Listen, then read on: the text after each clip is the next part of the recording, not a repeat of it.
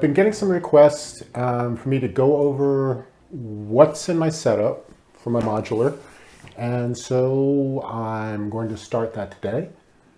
Today I thought we'd get our toes wet with something a little less flashy. We're going to talk about utilities. That's right, the unsung heroes of your modular system. So I want to talk about what I have in my system and how I use it. So let's get right into it.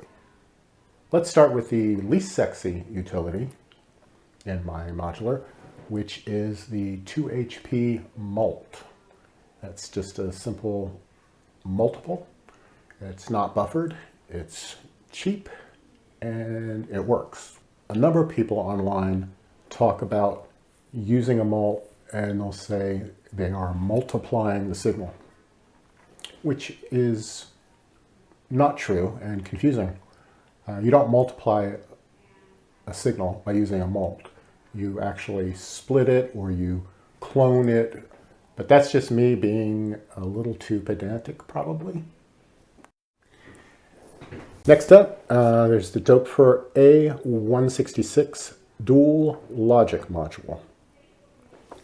So this is something that's come in handy for me.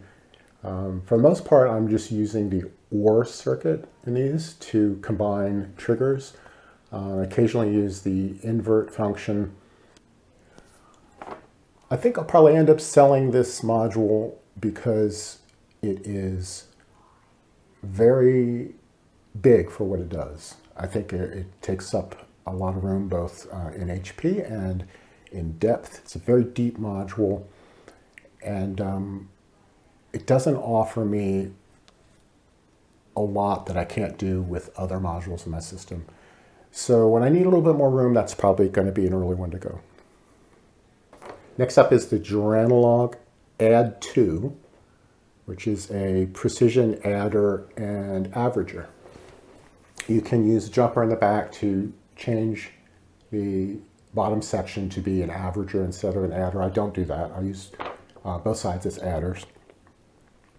And it will cascade down. So you can actually add up to 7 voltages and get the sum down here at the bottom. Next is the Joranalogue Bias 2 Precision Scaler / Offsetter. This is a very handy little utility for converting between bipolar and unipolar signals. Technically what it does is it can either add 5 volts to a control signal and then divide by 2, or it can do that process in reverse by multiplying by 2 and scaling it in the other direction. And that's handy because you want a full range of voltages going from your control source into whatever its destination is.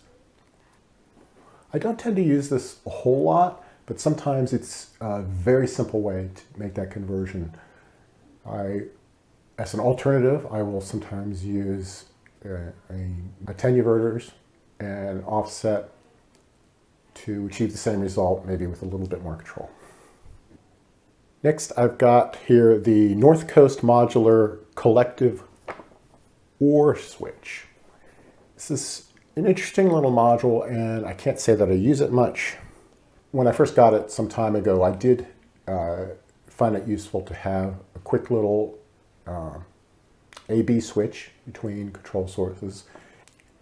And it's combined with an OR logic circuit. Great thing about this module is it draws no power. I'll probably sell it when I need a little bit more room, but it's only 3 HP, so it's not a big deal. Next up is the Afterlater Audio Flip. This is a 1U version of Mutable Instruments branches, which is a type of Bernoulli gate. I do use this quite a bit. It's like a coin toss. You're trying to decide whether your signal should be routed to one destination or another. You toss a coin to see which, and you can weight that coin from 0% to 100% to make your decision. It's very useful for doing generative music, setting a likelihood for an event to happen, for example. My only gripe with this one, and it's understandable because to keep a small footprint, put it in 1U, which is useful to me, it's very tight. The screws are right up against the knobs. It makes it hard to screw into the rack, and it makes it hard to use the knobs easily. There are two different modes on this module. One sets the probability that the signal will go to destination A versus destination B. And the other mode determines the percentage chance it will change from one of those two destinations to the other. Both of these modes are useful, and the only problem I have with this unit is that there's no way visually to tell which mode you're in. You have to run a couple of tests on your signal to see which way it's being routed. But as I said, it's a very useful module, and it finds its way into many of my patches. Next is the Plum Audio Rack Plumber. This is the 1U version. They also have this available in the 3U. And what this does is allows you to connect 8 different signals between 2 racks that are located in different places in your studio. So it comes with a connective cable. You get 2 actually of these modules, and that one cable will carry 8 signals. This is very useful for me. Usually I like to distribute a lot of clock signals, different divisions and multiplications of my clock throughout my system, and this is a great way to bring some of the clocks that I want from my black hole case on the right over to the rest of my system. I think this will be especially useful if I go play a gig and want to bring 2 of my cases just for traveling purposes, to keep a patch set up on each of the cases. Any connecting patch cords between the 2 cases don't have to be worried about when you're transporting. You're carrying your cases around. You don't want to be carrying 2 cases with patch cords between them. It's a recipe for disaster. So if you can limit the number of connections between the systems to 8 different signals, then you can use this module, unplug the one cable, transport your racks, get to your destination, and just plug in one cord. You're ready to go. Next is the Shakmat Modular Tessitura Tailor. This is just a very simple implementation of an octave switch. It lets you add to a signal in 1 volt increments, meaning you go up and down by octaves. It's very useful for quick transpositions of a melody using the knob to transpose by octaves. Next up is the XODES, and I hope I'm pronouncing that correctly. XODES. I mean, XODES, I guess. This is the AC3 1U Analog Computations module. When I first came across this, I thought it was very clever, and I thought I would probably use it a lot for generative stuff. It takes 2 input signals, and depending on which output you're using, you'll get a different calculation of those 2. So you have outputs for adding the signals together, subtracting one from the other, and taking the average.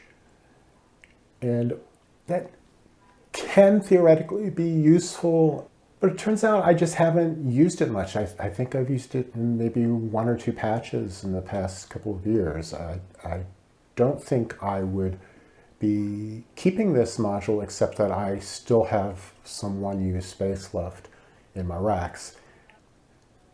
If I ever decide I need more 1U modules and need room, this is going to be the first one to go, most likely. It's just,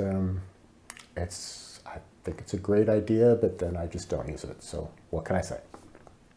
Last of all, I wanted to show you this. I got this on Etsy. This is from Tidbit Audio. It's an inline attenuator.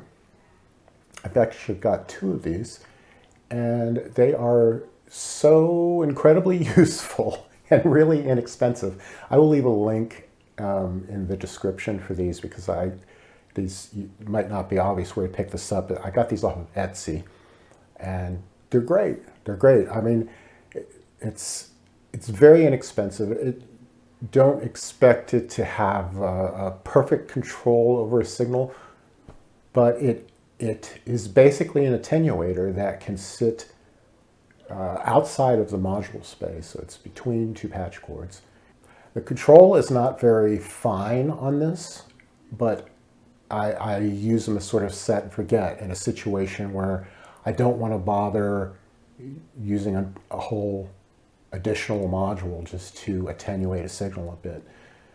These are very useful if you've got a control signal with no output level from one module going into the control input on some parameter on another module, which also doesn't have an attenuator. So what you would normally need to do is have an attenuator between somewhere in the form of a module. Get a VCA, for example. Well, VCAs are great, and I have plenty of VCAs, but this can just be right in the middle of 2 short patch cords, out of the way. It's not going to cross over into some other area of my rack and go into a VCA, and it's very convenient, very quick, and out of the way. I'll probably pick up some more of these. I recommend them for everyone. So that's all I have for this episode. It's going to get a little bit more exciting as I move along, I hope. I know utilities, there's not a lot of flash in talking about them, but let's just get them out of the way and we can have a little bit more fun going forward. So stay tuned, and we'll talk about some more stuff soon.